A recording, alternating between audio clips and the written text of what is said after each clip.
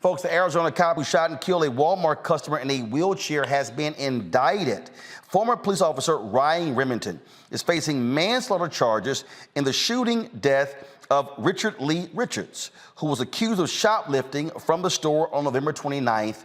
Now, Remington was fired from the Tucson Police Department earlier this year. His arraignment is scheduled for sometime this week. You know, I remember that video. Congo, and we showed it, and it was the most illogical thing in the world, where they claimed the guy was brandishing a knife. It was a dude in a wheelchair, and this officer just came out guns blazing. This is why these cops have got to be prosecuted. For folks who don't remember, and it could be triggering to some people, so we'll warn you right now. Folks, will y'all see the video? To me, this was a no-brainer. I'm trying to understand what the hell took so damn long. And so if you want to turn away right now. But this is what happened, y'all, in November. This was just crazy.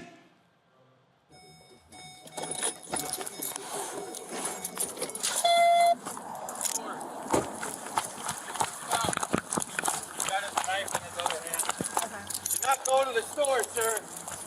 Stop now. You need to stop.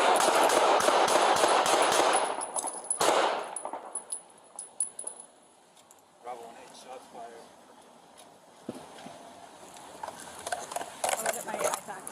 I'm a Congo. You watch that video. I mean, dude just runs up, stop, sir. A dude in a wheelchair. Doesn't see his face, doesn't negate 9 times. 9 times in the back and his side. Didn't have an AR-15 and none of that. You roll up behind a man in a wheelchair with a knife and you can't subdue him. This is why you talked about this, Roland. You talked about this taking so long, but this is also why we need to make sure we get these midterm elections in so we can get this George Floyd Police Reform Act. Guys like this should never be on the force. People need to be looking into their backgrounds. We got guys who are racist coming up in these areas in the police force, these neo-Nazis, and these guys who just don't give a damn about human life overall. This man was slaughtered. How do you not have enough training to be able to take care of a man with a knife in a wheelchair whose back is turned to you and there are 2 of you? In no way, shape, or form, and nowhere in America should this be tolerated. And for people who are not as upset about this as we are, and you're saying this is back in November, then you don't have the humanity enough to be able to understand what we're going through as a society. This man was slaughtered going into a store, and this was cowardly. These guys, many of these guys, they are not officers. They are bullies. Maybe they were bullied in high school, and they want to get out there and bully other people. And a lot of them are just flat out racist and don't care about us. But I'm concerned, Roland, because even with this, we still may not get, and I'm not going to say justice because there's no justice for this, but the accountability that we need to see from this, because all types of shenanigans can go down in Arizona. Well, that's why we got to keep the ball on this. No one else is talking about this tonight. Everybody's talking about all of this other stuff in politics and space shuttles and all of this other type of stuff. This is our community. This is our family right now, and we got to make sure these stories stay on top and make sure these officers are continually called out, because it's unacceptable. Man. This right here, Julian, is a perfect example of how heinous too many of these police officers are. And as Congo said, and media moves on, okay, it's no big deal. This is also why the law has to be changed where, you know what, these folks cannot get rehired by any law enforcement agency. You know, Roland, first of all, everything Congo said, right on time. The word slaughtered is the most important word to hear here. We're not talking about the man had a bloody knife. He didn't have a gun. He's in a wheelchair. He was not harming anybody. So this guy, it takes him, 8 months to indict. That's absurd, number one. But number two, the fact that these police officers who do these kind of things can be hired somewhere else. Let's suggest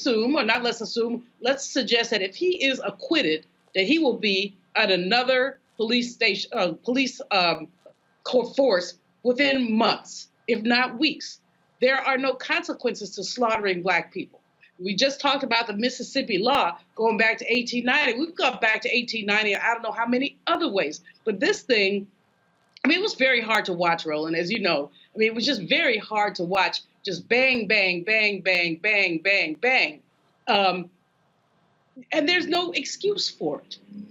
There are three things that really come to mind here. Number one, as you said, there has to be a national police registry. Anyone who has ever been involved in law enforcement needs to be registered. And if they do something wrong, strike a child, kill an old man, they should never work in law enforcement again. Number one. Number two, how are these people being trained? Is there training for them? Or did you just go find the wretched of the earth and give them a badge and a uniform and a gun? How are they being trained? We've talked about this, well, in many contexts. Police training is extraordinarily critical. And the third thing that we have to do is to look at the racial composition of these police forces and talk about who is on these forces, how did they get there? And then lastly, because I said three, but cops who watch cops kill folks are just as bad as the one who killed them. Look, this thin blue line means you don't tell it. Anybody who was with that man when he shot that man 9 times, they need to go to jail with him, period. Absolutely. And Representative Shannon, look, we just saw what happened in Georgia with Rayshard Brooks, the cops in that case. We saw what happened, the cops who snatched those 2 Morehouse and Spelman students out of their cars when they got fired. They gave them their jobs back. Too often what happens is these cops all across America, they know, white or black, don't matter. They know they can act the fool, shoot and kill folks. And 9 out of 10 times, 9.8, 9.9 out of 10 times, they can get away with it. Absolutely, you're right. It's all about people working in a system of white supremacy. White supremacy says I can shoot black people if I feel threatened at all for the police. White supremacy says even if I'm a black cop, I can still shoot if I feel threatened because my life is more valuable than theirs. And so, I mean, that video is just completely disgusting. Those police officers were inhumane. And in addition to that, they were very lazy. Because you can hear before they shot this gentleman, they said, oh, don't go into the store. And as he started to move his wheelchair forward, that's when they shot him. They were so lazy that they weren't even willing to detain him. They just decided, oh, shooting him would be the best course of action. It's just ridiculous. And this is one of the issues. This is my top #1 issue that really just burns me up. And, you know, I really think that this is an issue that is going to have to be solved by the voters because, unfortunately, you have elected officials of all colors and in every party continuing to run on throwing more and more money at policing to fix public safety issues when we have evidence and we know that more policing does not actually make our community safer. But because that is easier to explain to constituents instead of finding real solutions, it's the reason why we continue to see that policy does not change. And it is not about the training. I tell folks that all the time. You know how I know it's not about the training? Because whatever low level of training police officers have, they certainly they seem to find better training when they are operating with white people. When they go into white neighborhoods, they certainly seem to have better training. So it's not about the training. It is about accountability. That is what we need in this country. And until we start to see police officers held accountable, you're going to continue to see these horrendous videos. These police officers being charged, I love to see it and hope they are convicted. All right, folks, back to our Roland Martin Unfiltered video in just one moment. When we invest in ourselves, we're investing in what's next for all of us. Growing, creating, making moves that move us all forward. Together, we are Black beyond measure. Folks, Black Star Network is here. Hold no punches. I'm real revolutionary right now. Support this man, Black Media. He makes sure that our stories are told. Thank you for being the voice of Black America, Roland. Stay black. I love y'all. All momentum we have now, we have to keep this going. The video looks phenomenal. See, there's a difference between Black Star Network and Black-owned media and something like CNN. You can't be Black-owned media and be scared. It's time to be smart. Bring your eyeballs home. You dig?